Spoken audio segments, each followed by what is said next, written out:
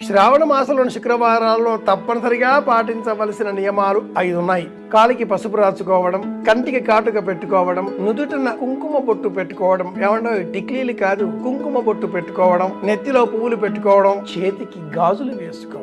మట్టి గాజులు, ప్లాస్టిక్ గాజులు, బంగారు గాజులు కాదు. వేగినస్ అనే ఒక నరం మన దేహంలో గుండెతో ఆరంభమై చేతులలో చివరలలో ఈ చివర ప్రసరిస్తుంది. పూర్వకాలంలో డాక్టర్లు జ్వరం వచ్చిందా అంటే నాడి ఇక్కడ పట్టుకుని చూసేటటువంటి వారు. 60 సెకండ్లలో 72 సార్లు కొట్టుకునే నాడి ఇదే వేగినస్. దీన్ని మట్టి గాజుల రక్షించడం, అలాగే ఏ ఆభరణం అయితే మనం బుట్టుగా పెట్టుకుంటున్నామో ఆజ్ఞాచక్రం, ఏ గంధం అయితే మనం ఈ విధంగా మెడ భాగానికి అలదుకుంటున్నామో ఇది కూడా ఒక చక్రం.